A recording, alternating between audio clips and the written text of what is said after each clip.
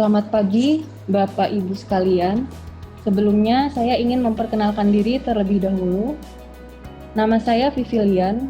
Saya akan menjadi MC dalam acara SF Consulting Free Morning Briefing Invitation Corporate Income Tax Treatment Related to PSAK 73. SF Consulting Free Morning Briefing hari ini akan dibawakan oleh Bapak Raditya, Tax Assistant Manager. Sebelum acara dimulai, saya akan bacakan kepada Bapak Ibu terlebih dahulu tata tertib selama acara morning briefing berlangsung. Mohon kepada Bapak dan Ibu dapat mengisi absensi pada kolom chat dengan menuliskan nama dan asal perusahaan atau instansi. Untuk kelancaran acara, admin kami akan mematikan seluruh mikrofon peserta morning briefing. Maka dari itu, sebelumnya, mohon kepada Bapak dan Ibu untuk dapat mematikan mikrofon terlebih dahulu. Apabila Bapak Ibu memiliki pertanyaan-pertanyaan terkait dengan materi yang disampaikan, Bapak dan Ibu dapat mengajukan pertanyaan dalam kolom chat. Pertanyaan-pertanyaan tersebut akan dijawab oleh Bapak Raditya setelah sesi pemaparan materi berakhir. Materi acara hari ini dan e-sertifikat akan diberikan kepada peserta yang mengirimkan feedback form. Mohon kesediaan Bapak dan Ibu sekalian untuk dapat mengirimkan CFF tersebut. List untuk pengisian CFF sudah diinformasikan pada email reminder yang dikirimkan oleh host pada H-1 acara dan akan diinformasikan kembali melalui kolom chat pada saat acara berlangsung. Selanjutnya, saya akan memberikan penjelasan secara singkat mengenai profil dari SF Consulting. SF Consulting didirikan pada tahun 2004 yang menyediakan one-stop services yang terdiri dari tax, transfer pricing, business process, customs and excise, legal services, dan center of excellence. SF Consulting memiliki 3 partner, yaitu Ibu Sri Wahyuni Sujono selaku Managing Partner. Ibu Sri Wahyuni Sujono sudah memiliki lebih dari 30 tahun pengalaman bekerja sebagai tax consultant, dimulai dari bekerja dengan Arthur Andersen, Ernst & Young Indonesia, hingga kemudian mendirikan SFC.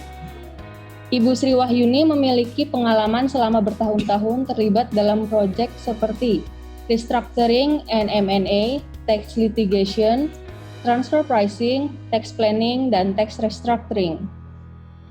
Kemudian ada Bapak Sten Pranoto selaku senior partner. Bapak Sten Pranoto memiliki pengalaman bekerja dengan Arthur Andersen selama 19 tahun dan Ernst & Young selama 3 tahun sebagai Tax and Business Advisory Partner, hingga kemudian pada tahun 2006 beliau bergabung dengan SFC. Bapak Sten Pranoto memiliki pengalaman selama bertahun-tahun terlibat dalam proyek tax planning, corporate and financial restructuring, M&A, transfer pricing, dan general or specific tax matters. Dan terakhir ada Ibu Ratna Febrina selaku partner. Ibu Ratna Febrina memiliki pengalaman selama lebih dari 25 tahun bekerja sebagai tax consultant, dimulai dari bekerja dengan Arthur Andersen, Ernst & Young, dan kemudian bersama-sama dengan Ibu Sri Wahyuni Sujono mendirikan SFC. Beliau juga memiliki pengalaman bekerja sebagai auditor di Deloitte. Ibu Ratna Febrina memiliki pengalaman dan spesialisasi dalam bidang dispute resolution seperti tax audits, objection, dan appeal. Untuk pembicara hari ini yaitu Bapak Raditya adalah Tax Assistant Manager di SF Consulting. Beliau memiliki pengalaman 10 tahun di bidang perpajakan. SF Consulting merupakan bagian dari afiliasi Crowe International dan TPA. Sekian penjelasan dari saya mengenai SF Consulting, dan selanjutnya mari kita mulai acara pagi ini. Kepada Bapak Raditya kami persilahkan.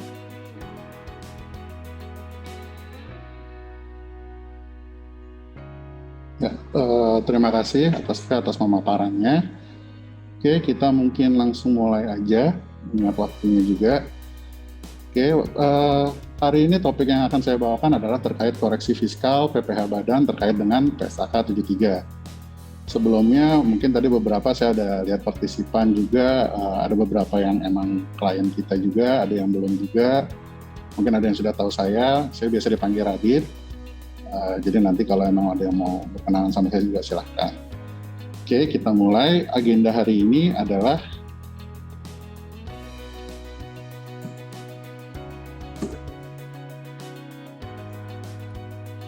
ada 4 agenda hari ini yang akan kita bahas. Yang pertama adalah terkait dengan PSAK 73 itu sendiri. Lalu sewa guna usaha berdasarkan KMK 1169.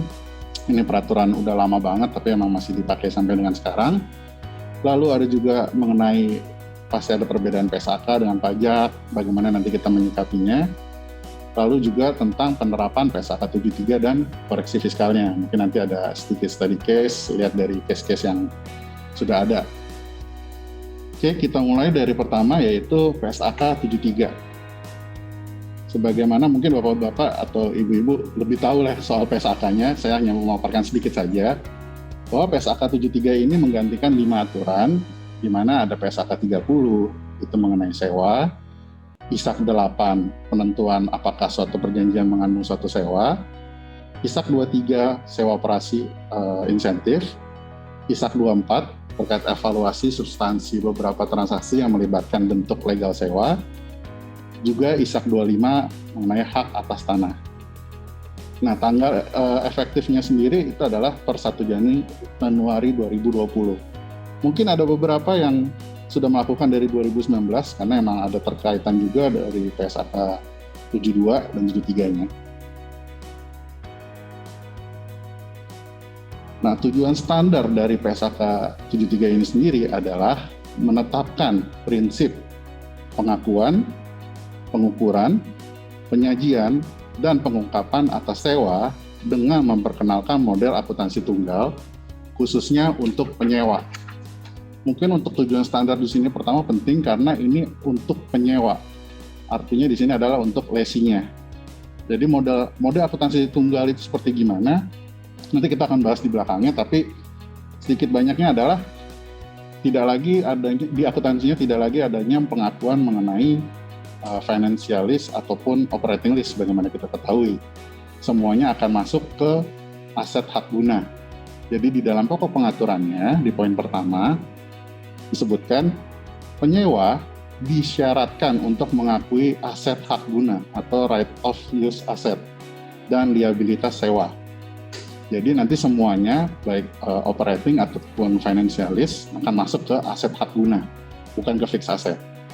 Nah, adapun pengecualiannya itu ada 2. Yang pertama sewa jangka pendek, sama yang kedua adalah sewa yang aset pendasarnya bernilai rendah.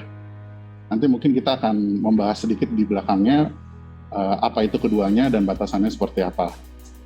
Lalu pensewa atau yang menyewakan mengklasifikasikan sewanya sebagai sewa operasi atau sewa pembiayaan dan mencatat kedua jenis sewa tersebut secara berbeda. Jadi yang pertama adalah untuk penyewanya itu menetapkan atau memperkenalkan model akuntansi tunggal. Satu pencatatan saja, tapi untuk pensewa atau yang memiliki barang atau lessor masih dibagi operasi atau pembiayaan atau operating atau finance list. Tergantung dengan kesepakatannya.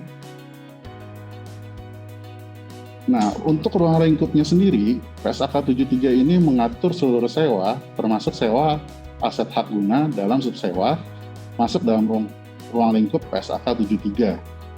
Kecuali ada 5 hal. Yang pertama, sewa dalam rangka eksplorasi atau penambangan mineral, minyak, gas alam, dan sumber daya serupa yang tidak dapat diperbarui. Karena ini sudah diatur di PSAK 64. Lalu sewa aset biologis itu ada di PSAK 69. Perjanjian konsesi jasa itu ada di ISAK 16. Lisensi kekayaan intelektual ada di PSAK 72. hak yang dimiliki oleh penyewa dalam perjanjian lisensi PSAK 19 untuk item seperti film, rekaman video, karya panggung, manuskrip, hak paten, dan juga hak cipta. Lalu bersifat opsional juga. Jadi sewa atau sewa aset tak berwujud lain selain yang berhuruf E diperkenankan namun tidak disyaratkan untuk menetapkan PSAK 73-nya. Nah, ini yang tadi saya bilang ada pengecualiannya.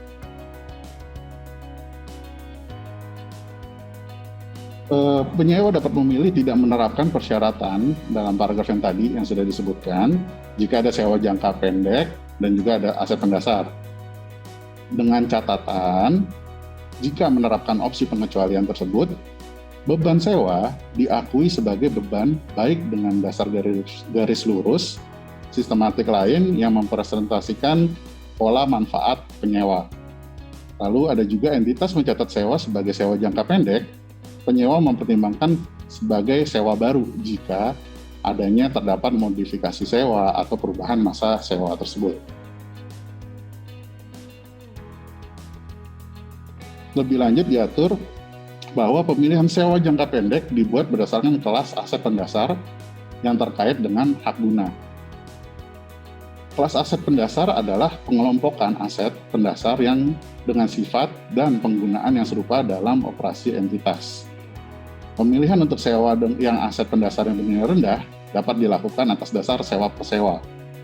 Jadi ini catatan-catatan untuk pengecualian menggunakan PSAK 73 itu sendiri. Lalu sebagaimana saya sampaikan tadi di atas, di sini adalah batasan-batasannya untuk pengecualiannya menggunakan PSAK 73. Yang pertama tadi sudah disebutkan sewa jangka pendek, di mana batasannya adalah kurang dari atau sama dengan 12 bulan dan tidak mengandung hak opsi.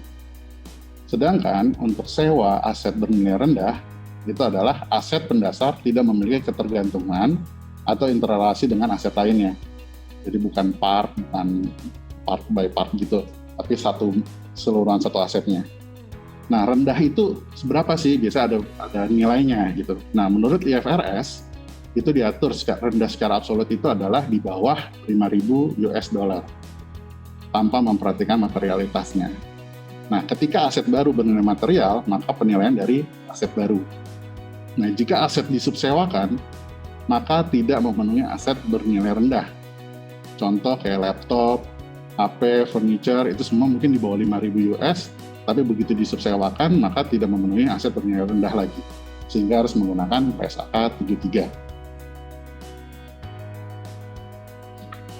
Lalu jika mau disimpulkan, sewa itu sendiri secara akuntansi, dari PSAK 73 yang tadi sedikit banyak kita bahas, itu adalah tidak lagi memisahkan operating lease dan financial lease untuk penyewa. Dan pengecualian hanya diberikan untuk satu sewa jangka pendek tadi di bawah atau sama dengan 12 bulan, dan sewa yang aset mendasarnya bernilai rendah atau di bawah 5.000 US. Lalu untuk pajak, dia diatur di KMK 1169 tahun 1991, di mana di undang-undang tersebut atau di KMK tersebut masih mengatur mengenai perbedaan operating lease dan financial lease. Artinya di sini akan ada sedikit perbedaan antara akuntansi dan pajak. Mungkin setelah kita masuk dari segi akuntansinya, yaitu membahas PSAK 73, kita ada sedikit baiknya juga melihat di KMK 1169-nya. Kita akan masuk sedikit saja mengenai sewa guna usaha berdasarkan KMK tersebut, di mana selalu setiap peraturan kita selalu membaca dari pengertian. Kita harus tahu dulu nih bagaimana, apa sih arti SGU atau sewa guna usaha atau leasing, apa sih itu? Nah, di KMK 1169 di pasal 1 dijelaskan bahwa sewa guna usaha adalah kegiatan pembiayaan dalam bentuk penyediaan barang modal, baik secara SGU dengan hak opsi maupun SGU tanpa hak opsi untuk digunakan oleh lesi selama jangka waktu tertentu berdasarkan pembayaran berkala. Dari sini jelas bahwa secara pajak masih mengatur hak opsi dan tanpa hak opsi untuk si penyewanya juga. Nah, kalau kita lihat, ada lesi. Lesi itu apa? Mungkin yang udah tahu biar lebih jelasnya lagi sedikit, di sini saya sampaikan bahwa masih di pasal 1 ada artinya di mana lessor merupakan perusahaan pembiayaan atau perusahaan sewa guna usaha yang telah memperoleh izin usaha dari Menteri Keuangan dan melakukan kegiatan sewa guna usaha. Sedangkan lesi, perusahaan atau perorangan yang menggunakan barang modal dengan pembiayaan dari lessor. Kalau mau di bahasa mudahkan, si lessor adalah yang punya barang, si lesi adalah yang menyewanya. Nah, di sini seperti tadi PSAK 73 emang lebih banyak membahas tentang penyewanya karena itu yang dijadikan tunggal secara akuntansi. Oke, berdasarkan pasal 2 ayat 1, aktivitas sewa dibedakan menjadi 2, yaitu sewa guna usaha dengan hak opsi dan sewa guna usaha tanpa hak opsi. Nanti ke belakangnya kita akan bahas finance list-nya bagaimana, operating list-nya seperti apa.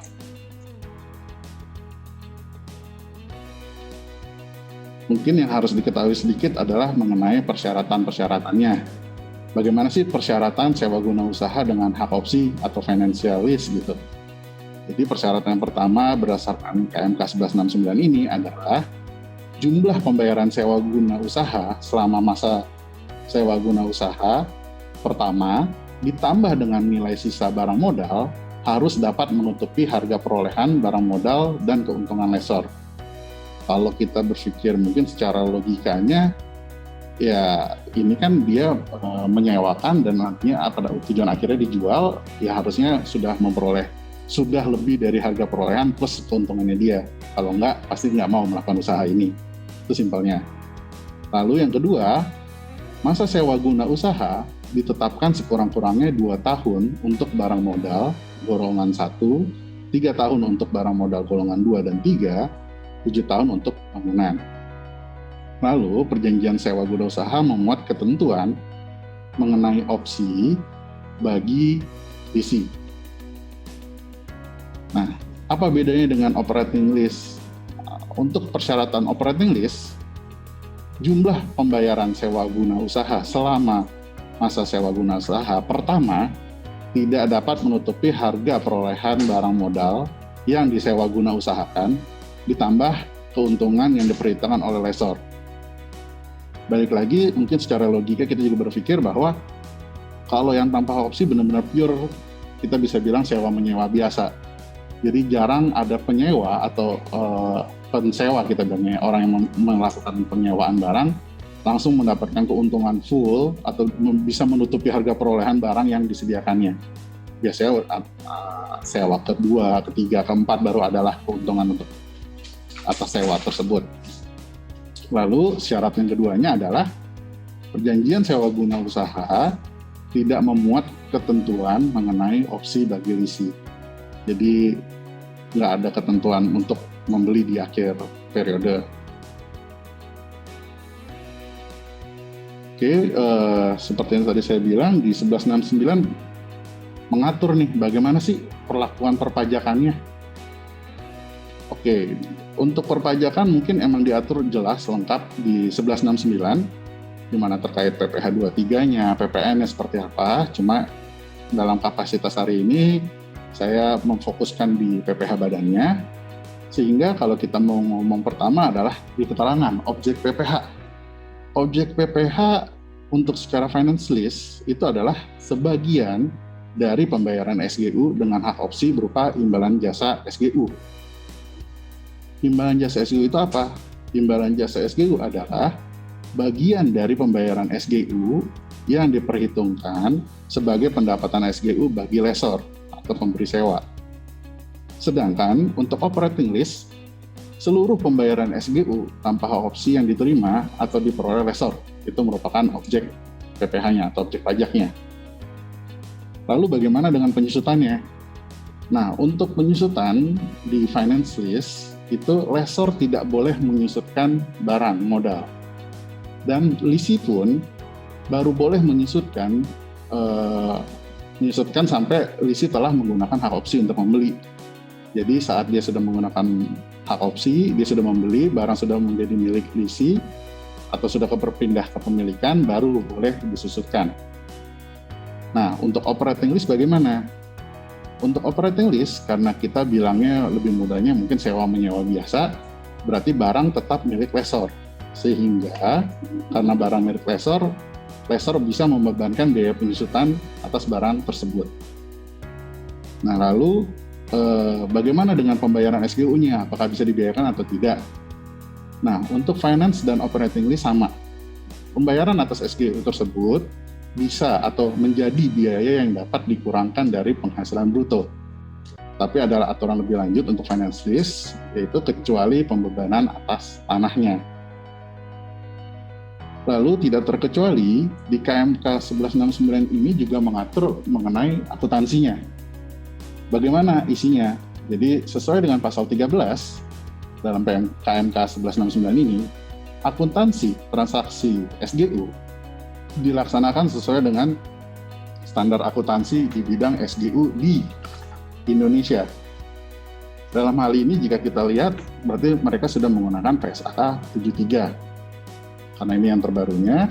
Lalu begitu kita lihat, oh iya di PSAK 73 tadi penyewanya tidak lagi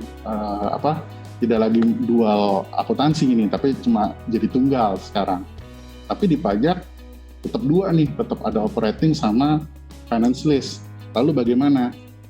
Nah, di sini yang kita bisa bilang bahwa ada perbedaan antara PSAK sama undang-undang.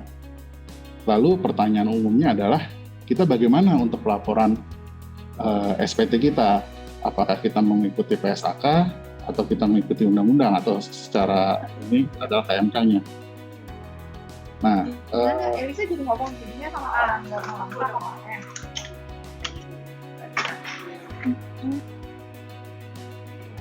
ya, oke, kita lanjutkan. Jadi ada ya perbedaan PSAK dan pajak ini, ada hal-hal yang perlu kita ketahui lebih dahulu. Yang pertama, PSAK. Apa sih PSAK itu? Kita harus tahu bahwa PSAK itu merupakan standar akuntansi yang mengatur tentang pelaporan keuangan dan bukan untuk tujuan pelaporan pajak. Seperti bapak-bapak atau ibu-ibu ketahui bahwa ada pelaporan secara komersial dan juga ada secara fiskalnya. Jadi kalau kita mau tahu secara fiskalnya, ya PSAK-nya harusnya tidak berlaku, atau PSAK hanya mengatur sampai sebatas komersialnya. Tapi harus diingat juga bahwa undang-undang kita juga mengatur, itu ada di KUP di KUP di penjelasannya pasal 28 ayat 7 Undang-Undang Nomor 16 tahun 2009 yang menyebutkan bahwa pembukuan harus diselenggarakan dengan cara atau sistem yang lazim dipakai di Indonesia. Misalnya berdasarkan standar akuntansi keuangan, kecuali peraturan perundang-undangan perpajakan menentukan lain. Bahasa yang penting di sini adalah kecuali peraturan perundang-undangan perpajakan menentukan lain.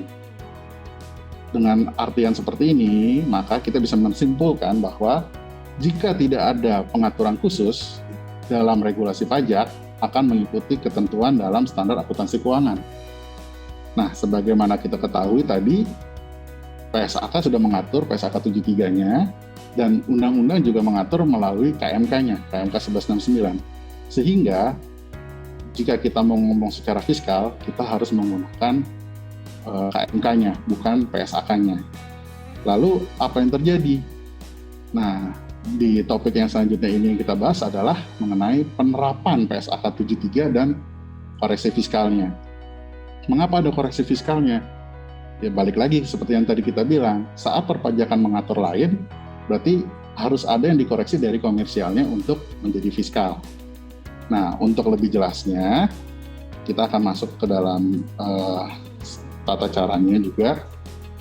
Ini adalah yang rangkuman yang tadi sebenarnya PSAK 73, di mana penyewa atau leasing mengakui hak aset hak guna dan liabilitas sewa. Jadi seolah-olah seperti membeli aset secara angsuran dan mengakui beban dalam laba rugi jika salah satu atau lebih dari kriteria di atas tidak terpenuhi.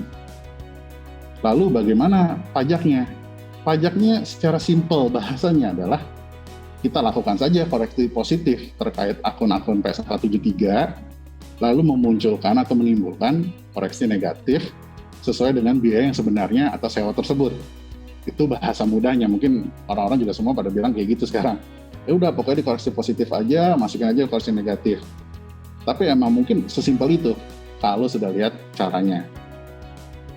Tapi dari kami untuk penerapan PSAK 73 ini sendiri, setidaknya ada 4 step yang akan kami lakukan sebagai konsultan untuk melakukan koreksi fiskal terkait PSAK 73 ini sendiri.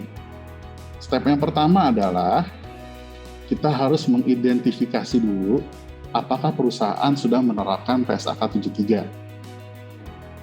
Step yang kedua, kita mengidentifikasikan akun-akun terkait dengan penerapan PSAK 73 tersebut. Nah, untuk yang step ketiga, kita harus mengkonfirmasi terkait perhitungan PSAK 73 dan kertas kerja, pembayaran sewa aktual, dan proporsi biaya selama tahun berjalan. Lalu yang terakhir, kita harus melakukan koreksi fiskal terkait penerapan PSAK 73 tersebut. Kebelakangnya kita akan bahas step by step-nya, dari step 1 sampai step 4, beserta dengan contohnya juga. Oke, untuk step yang pertama, itu adalah mengidentifikasikan apakah perusahaan sudah menerapkan PSAK 73 atau belum. Jawabannya pasti cuma 2, sudah atau belum. Di mana jika sudah menerapkan PSAK 73, maka apa yang harus kita lakukan adalah satu, ya melakukan koreksi fiskal positif atas akun terkait PSAK 73 tadi, dan menimbulkan koreksi fiskal negatif sesuai dengan biaya sebenarnya atau sewa tersebut. Jika belum, apa yang harus dilakukan? Harusnya kita melihat atau mengecek ke bagian audit adjustment sehubungan dengan penerapan PSAK 73. Mungkin saya akan ada sedikit contoh. Jadi setelah kita cek audit adjustment, kita lakukan seperti yang tadi saat sudah menerapkan. Nah, saya ada sedikit contoh juga terkait hal ini. Nah, di sini di step 2 terkait identifikasi akun-akun terkait dengan penerapan PSAK 73. Jadi kita lihat di laporan keuangan, kalau kita lihat di sini PT ABC Indonesia, bukan nama sebenarnya, memiliki laporan posisi keuangan, di mana kita lihat ada asetnya, aset lancar, tidak lancar, lalu di bawah itu ada namanya aset hak guna. Seperti yang tadi kita lihat di PSAK 73-nya, bahwa semua menjadi satu pencatatan tunggal, yaitu dicatat pada akun aset hak guna, bukan ke fixed asset lagi. Jadi dia bakal berdiri sendiri. Jadi saat kita mengidentifikasi akun-akun terkait penerapan PSAK 73, ini merupakan identifikasi pertama dari balance sheet-nya. Ada aset hak guna. Lalu begitu kita lihat ke dalamnya, di dalam aset hak guna, di situ terlihat bahwa adanya akumulasi penyusutan, di mana akumulasi penyusutan tersebut itu menjadi beban jasa dan juga beban usaha, seperti yang terlihat di bagian bawah. Itu ada di alokasi P&L-nya. Jadi depresiasi aset hak guna ke beban jasa atau dan beban usaha. Jadi setelah kita lihat seperti ini, angkanya masuk ke dalam beban jasa dan usaha. Lalu kita lihat juga ke bagian liability. Sini harusnya ada liability sewa. Itu terlihat di 2 baris yang saya tandain warna merah.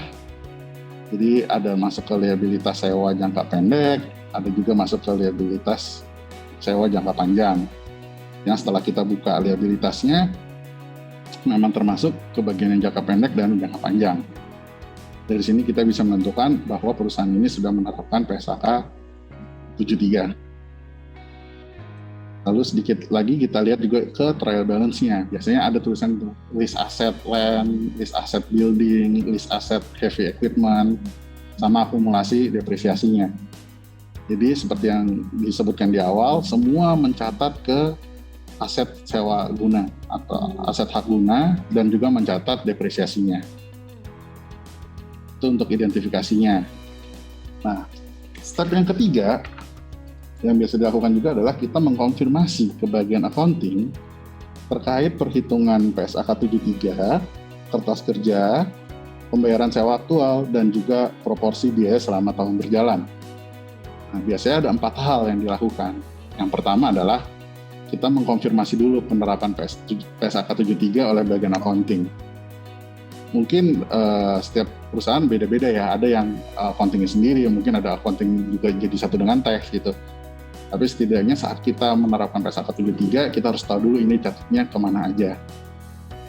Jadi juga kita minta kertas kerja perhitungan PSAK 73-nya, serta akun-akun terkaitnya. Lalu meminta kontrak sewa, jadi kontrak sewa ini juga penting untuk menentukan apakah ini financial lease atau operating lease sebenarnya. Karena nanti perlakuan koreksi fiskalnya akan sedikit berbeda. Nanti kita bahas di belakang terkait koreksi fiskalnya. Lalu yang terakhir juga minta konfirmasi jumlah pembayaran sewanya, atau mungkin bisa lihat di kontraknya juga. Seperti itu. Lalu step yang terakhir adalah yang tadi saya bilang, ini merupakan koreksi fiskal terkait dengan penerapan PSAK 73-nya. Seperti yang tadi kita sampaikan, bahwa ada yang sudah menerapkan, ada yang belum. Bagaimana untuk yang sudah menerapkan? Yang pertama, pastikan proporsi biaya sewa selama tahun fiskal, itu deductible expense, baik dari pembayaran atau kontrak sewa periode sebelum tahun fiskal, sedangkan untuk kontrak sewa lebih di luar tahun fiskal masuk dalam kategori prepaid rent. Yang kedua, melakukan koreksi fiskal positif, itu karena dia non-deductible expense, atas akun-akun terkait PSAK 73. Kalau saya membahasakan di sini adalah secara fiskal harusnya 0. Jadi apapun yang menjadi akun-akun terkait dengan PSAK 73 secara komersial tidak boleh dibiayakan secara fiskal, sehingga harus jadi 0. Itu contohnya seperti depresiasinya, beban bunga atas liabilitas sewanya, seperti itu. Oke, ini kita masuk ke contoh koreksi fiskal apabila perusahaan sudah menggunakan PSAK 73. Di sini dilihat di PT ABS Indonesia, sekali lagi bukan nama sebenarnya, bahwa untuk akun-akun terkait dengan PSAK 73, di sini ada rental expense land, rental expense building, rental expense heavy equipment, depresiasi on building, depresiasi on lease asset land, heavy equipment, rental expense building, terus ada building lagi sama interest expense leasing. Jika dilihat audited balance-nya berapa, nah kembali ke bagian fiscal correction, di situ saya memberikan warna biru dan merah.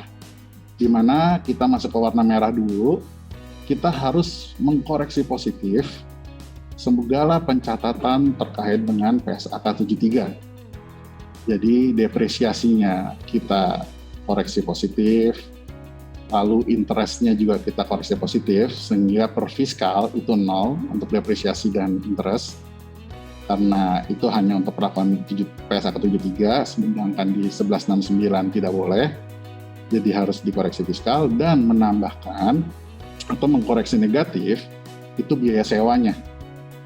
Jadi berapa sih biaya sewanya? Jadi kalau mau bahasa gampangnya adalah ini tuh transaksi sewa menyewa gitu, bukan leasing seperti di PSAK 73 yang mau menyatukan satu akuntansi tunggal. Tapi ini tuh hanya sewa menyewa biasa. Di mana sewa menyewa biasa yang boleh dibebankan atau yang boleh dibiayakan hanya sebesar biaya sewanya saja. Seperti itu simpelnya. Lalu bagaimana dengan yang belum menerapkan PSAK 73 atau accounting-nya mungkin lupa, belum menerapkan PSAK 73 sama sekali? Nah, biasanya dilakukan oleh auditor. Jadi yang pertama adalah pastikan journal adjustment dari auditor sehubungan dengan penerapan PSAK 73. Itu dulu. Biasanya di journal adjustment ada sih tulisan-tulisannya, oh ini terkait dengan PSAK 73, ini bukan.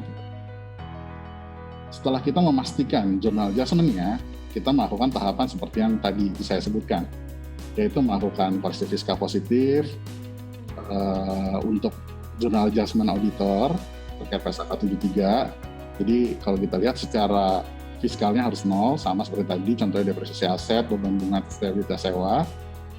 lalu melakukan koreksi negatif atas proporsi biaya sewa selama tahun fiskal, baik dari pembayaran atau kontrak sewa periode sebelum tahun fiskal, sedangkan untuk kontrak sewa lebih di luar tahun fiskal masuk ke dalam kategori prepaid rent.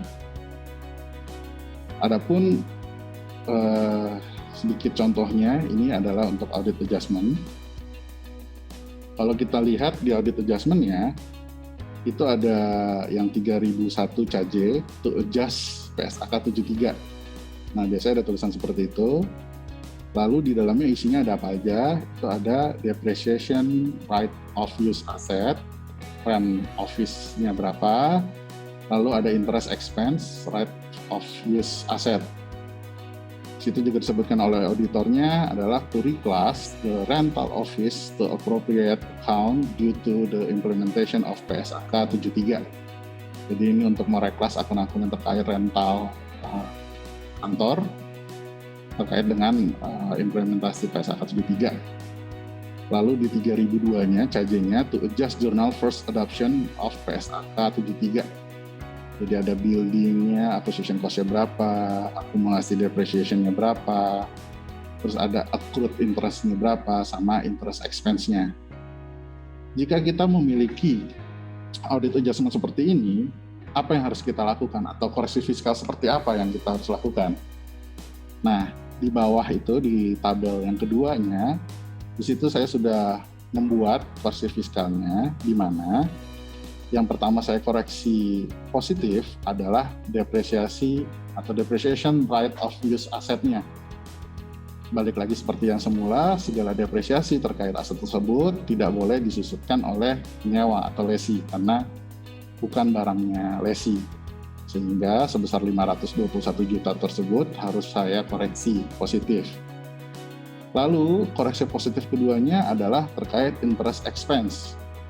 Jadi kalau lihat di situ interest expense 75 itu dari angka yang di atas, interest expense right of use asset 48 juta ditambah ke interest expense right of use asset lagi 27 juta sehingga total 75 juta.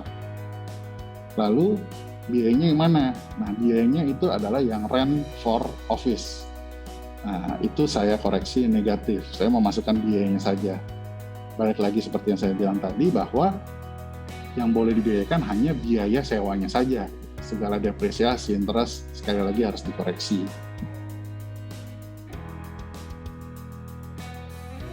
Jadi di kolom yang permanen itu kita koreksi semua. Lalu kalau untuk contoh koreksi fiskalnya, apabila perusahaan menerapkan PSAK 73 menurut audit adjustment, itu bisa kita lihat di contoh ilustrasi ini, di mana PT XYZ Indonesia melakukan pelaporan 2020 untuk CITR-nya atau Corporate Income Tax Return-nya, di mana berdasarkan aktual data, rental office lebih dari 1 tahun. Aktual PET di 2020-nya yaitu 75 juta dikali 12 bulan, kita anggap dari Januari, jadi 900 juta. Nomor 2, office rental based on actual contract is purely a rental not lease with option. Jadi ini operating lease karena tidak ada hak opsi.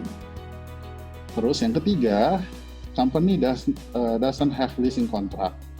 Jadi 2019 only vehicle and already settled. Jadi tidak ada kontrak leasingnya. Dan yang keempat, audit adjustment from auditor related with the PSAK 73 is as follows. Jadi jika kita lihat di nomor PAJ 3, 4, dan 5, ini merupakan audit adjustment. Di mana di dalam audit adjustment ini ada 3 jurnal. Yang pertama, right of use asset pada lease liability interest expense pada rental expenses, dan juga depreciation expense right of use asset pada accumulated depreciation right of use asset. Nah, dari ketiga PAJ ini, PAJ 3, 4, dan 5, harus kita lakukan fiscal correction. Yang mana aja yang harus kita lakukan koreksi fiskal? Yang pertama, seperti yang sebelumnya juga, ini contohnya simple dan sama semua, di mana interest expense-nya harus kita koreksi, itu sebesar 460. Lalu depreciation-nya kembali lagi depreciation-nya 626 harus kita koreksi, dan menambahkan atau mengkoreksi negatif biaya sewanya, itu 900 juta sesuai pada kasus ini. Oke, lalu berdasarkan opini kita juga PSAK 73 correction itu ke permanen, bukan ke timing. Nah, masuk ke dalam kesimpulan bahwa yang pertama terkait operating list.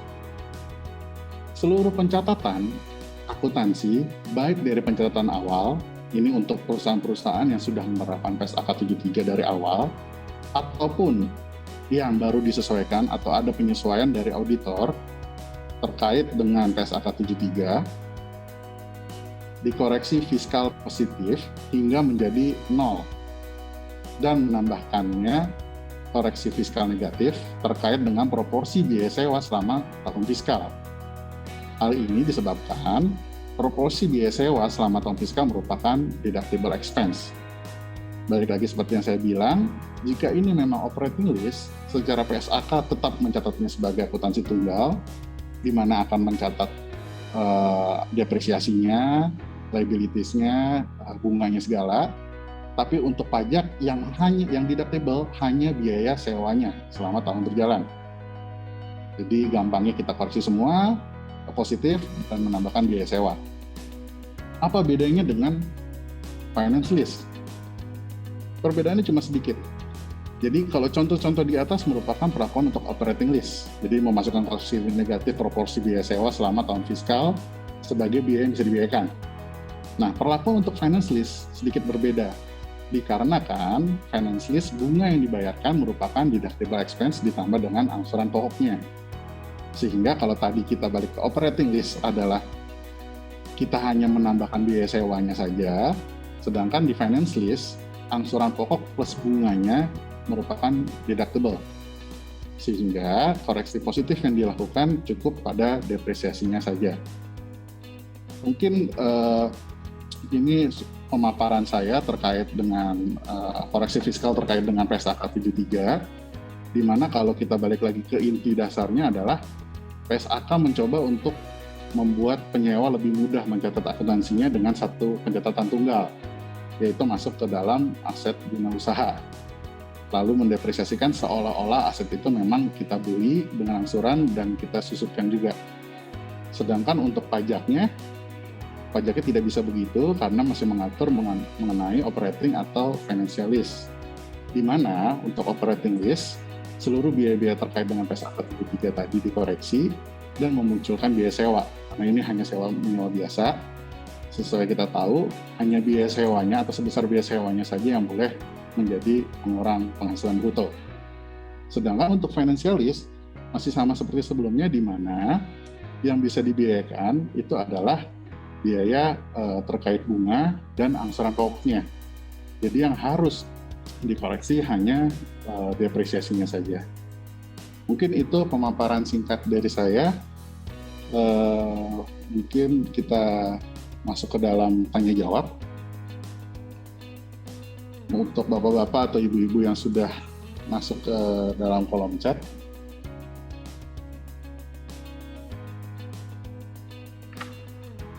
Oke, ini ada pertanyaan sih, mungkin saya nggak sebutin namanya.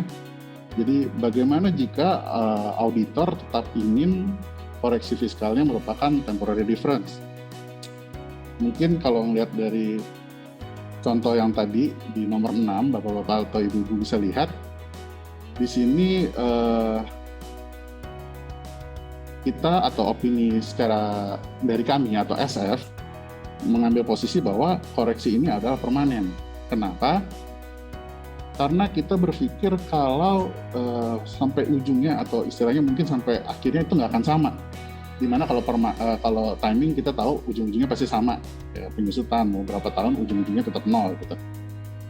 Tapi kalau ini kan harusnya nggak 0. Tapi sekali lagi saya juga ada beberapa kasus seperti itu karena auditornya tetap pinginnya adalah timing difference. Ya kita tetap ikutin mereka aja karena mereka yang bikin deferred tax assetnya atau deferred tax liabilities-nya juga.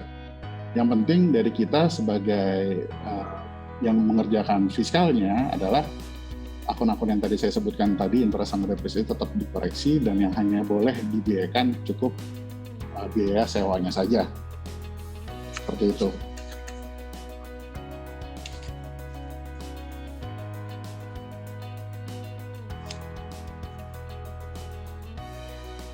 Lalu ini ada pertanyaan sedikit juga terkait sama financial list. Jadi, oke.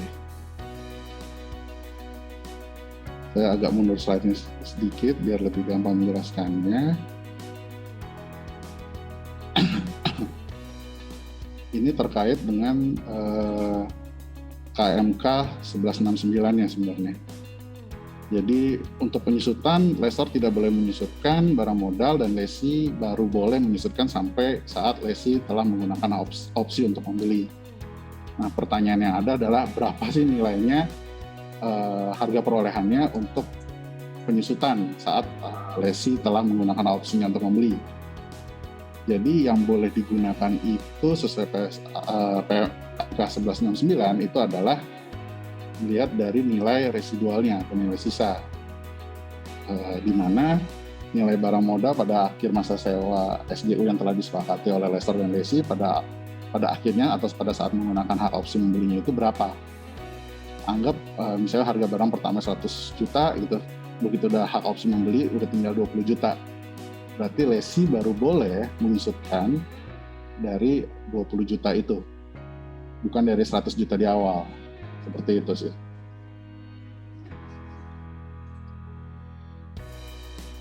Oke.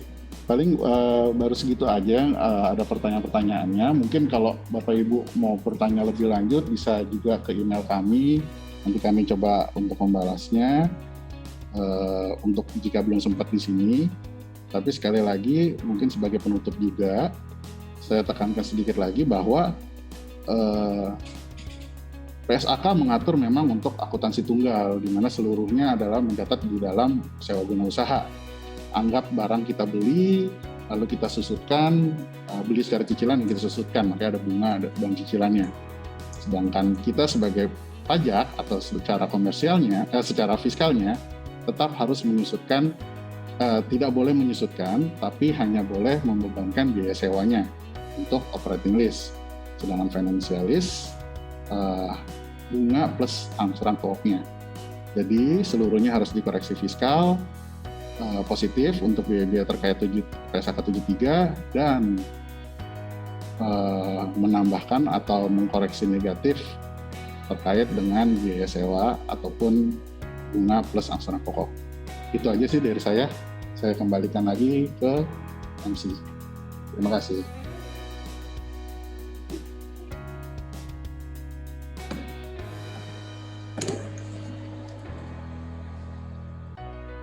Demikian event SFC Tax Process Free Morning Briefing Corporate Income Tax Treatment Related to PSAK 73 untuk hari ini.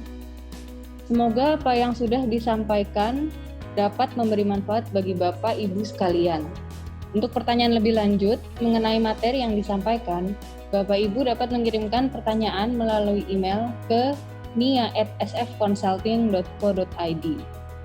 Sebagai masukan untuk perbaikan kami pada event-event berikutnya, kami mohon kesediaan Bapak Ibu untuk dapat mengisi client feedback form melalui link CFF yang tertera pada kolom chat. Materi acara hari ini, e-sertifikat, dan rangkuman jawaban dari pertanyaan yang masuk akan diberikan kepada peserta yang hadir dengan mengisi absensi pada kolom chat dan peserta yang mengirimkan feedback form atau CFF tersebut.